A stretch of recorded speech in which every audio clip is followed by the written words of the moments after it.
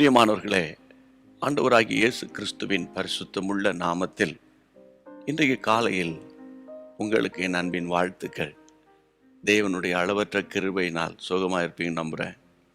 நம்ம ஆண்டவர் நல்லவர். பிரியமானவர்களே, அவர் எதை செய்தாலும் உங்களுக்காக நன்மையானது தான் கர்த்தர் செய்வார். கடந்த நாளெல்லாம் உங்களை கண்மணி போல காத்தவர் அல்லவா அவர். இந்த நாளிலும் பாருங்கள், அவர் உங்களோடு இருந்து செய்ய போகிற காரியம் உங்கள் கண்களுக்கு ஆச்சரியமாய் தோன்ற போகிறது. ஒவ்வொரு நாளும் அனுதினமும் ஆவியானவரோடு பயணித்து வருகிறோம் அல்லவா. இன்றைக்கு ஆவியானவர் உங்களுக்கு என்ன சொல்ல விரும்புகிறார் என்று கர்த்தருடைய வேத வசனத்திலிருந்து நாம் பார்ப்போம். நியாயாதிபதிகள் 7ஆம் அதிகாரம் 19ஆம் வசனம். எக்காலங்களை ஊதி தங்கள் கைகளில் இருந்த பானைகளை உடைத்தார்கள். பானைக்குள்ளே தீவெட்டி வைக்கப்பட்டிருக்கிறது. அன்றைக்கு கிதியோன் சொன்னான், கர்த்தருடைய பட்டயம் அது கிதியோனின் பட்டயம் என்று நீங்கள் சொல்லும்போது நீங்கள் எல்லாரும் ஒட்டு மொத்தமாய் உங்கள் பானைகளை உடைக்க வேண்டும் என்று சொன்னான்.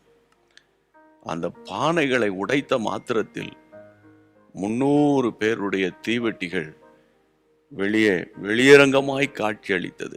கொஞ்சம் அதை யோசித்து பாருங்க. தீவெட்டிகள் இதுவரைக்கும் பானைக்குள் இருந்தது, இப்போது பானை உடைக்கப்பட்டு வெளியே பிரகாசிக்கிறது. இதே நேரத்தில் இங்கு ஒரு வசனத்தை நான் உங்களுக்கு காண்பித்து கொடுத்தால் உங்கள் கண்கள் அழகாய் திறக்கப்படும். அப்போஸ்தலனாகிய பவுல் கொரிந்தியருக்கு எழுதின 2ஆம் நிருபம் 4ஆம் அதிகாரம் 7ஆம் வசனத்தில், இந்த மகத்துவமுள்ள வல்லமை எங்களால் உண்டாயிராமல் தேவனால் உண்டாய் இருக்கிறது என்று விளங்கும்படி இந்த பொக்கிஷத்தை எங்கள் மண் பாண்டங்களில் பெற்றிருக்கிறோம். அதுதான் அபிஷேகம். சில நேரங்களில் நம்முடைய இருதயம் நொறுங்கி போகிறது, போராட்டம், பிரச்சனை நிமித்தம். நான் உங்களுக்கு ஒன்று சொல்லட்டும்.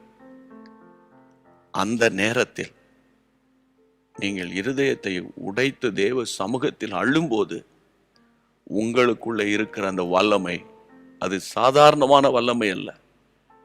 அந்நிய பிசாசுகளை, உங்களுக்கு எதிராய் போராடுகிற பொல்லாத ஆவிகளை அலறி தலைதெறிக்க ஓடுகிற ஒரு வல்லமை தான் பரிசுத்தாவின் வல்லமை. அதுதான் அன்றைக்கு நடந்தது. அந்த எக்காலங்களை ஊதி பானைகளை உடைத்த போது கர்த்தருடைய பிள்ளைகளை அவர்கள் கூக்குரலிட்டு சிதறி ஓடி போகிறார்கள். உங்களுக்கு விரோதமாய் எழும்புகிற எந்த போராட்டமாய் இருந்தாலும் சத்துருக்கள் சிதறி ஓடுகிறதை இன்று காண்பீர்கள். நம்புறீங்களா? அவருடைய வார்த்தை தான் நமக்கு உணவு, உங்களுக்கு உணவு. இது ஒரு தீர்க்க தரிசனமான வார்த்தையை கர்த்தர் உங்களுக்கு தருகிறார்.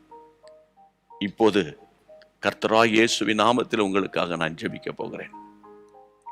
கண்களை மூடி தலைகளை தாழ்த்தி ஜெபிப்போம். பரிசுத்தம் உள்ள நல்ல தகப்பனே, இயேசுவின் நாமத்தினால, அபிஷேகத்தினாலதான்ப்பா எங்களுக்கு விடுதலை, அபிஷேகத்தினாலதான்ப்பா எங்களுக்கு ஜெயம், அபிஷேகத்தினாலதான் எங்களுக்கு கர்த்தாவே ஆண்டவரை நாங்கள் வெற்றி பெற முடியும். இந்த நாள் முழுவதும் உடைய பிள்ளைகளை வெற்றி உள்ளவர்களாய் காத்துக்கொள்ளும். ஆவி, ஆத்துமா, சரீரத்தில், பரிசுத்தத்தில், பொருளாதாரத்தில், தனிப்பட்ட வாழ்வில் ஒரு வெற்றிகரமான நாளாய் இந்த நாள் முடியட்டும் அப்பா. இந்த ஜெபத்துக்கு கர்த்தர் பதில் கொடுக்கிறதற்காக கோடி ஸ்தோத்திரம். வீட்டார் அனைவர் மேலும் உம்முடைய கிருபை இருக்கட்டும். தேவ சமாதானம் உம்முடைய பிள்ளைகளை சூழ்ந்து கொள்ளட்டும். இயேசுவின் நாமத்தில் ஜெபிக்கிறோம் பிதாவே, ஆமென். உண்மையாகவே ஆண்டவர் உங்களுக்கு வெற்றி உள்ள ஒரு வாழ்க்கை இன்றைக்கு தருவார். கர்த்தருக்கு ஸ்தோத்திரம். மறக்காம நீங்க உங்களுடைய நண்பர்களுக்கெல்லாம் ஷேர் பண்ணிக்கிட்டே இருங்க இந்த செய்திகளை. ஆண்டவருடைய நாமம் உங்கள் மூலம் மகிமைப்படும். God bless you.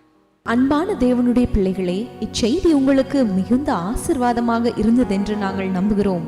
தொடர்ந்து எங்கள் செய்திகளை கேட்டு கர்த்தருக்குள் ஆசீர்வதிக்கப்பட ஜீசஸ் மீட்ஸ் மினிஸ்ட்ரீஸ் என்கிற எங்கள் யூடியூப் சேனலை சப்ஸ்கிரைப் செய்யுங்கள். மேலும் உங்கள் ஜெப உதவிக்கு எங்களோடு நீங்கள் தொடர்பு கொள்ள வேண்டிய தொலைபேசி எண் 9842252836 மற்றும் 7299546363. Email gpsrobinson@hotmail.com. கர்த்தர் உங்களை ஆசீர்வதிப்பாராக.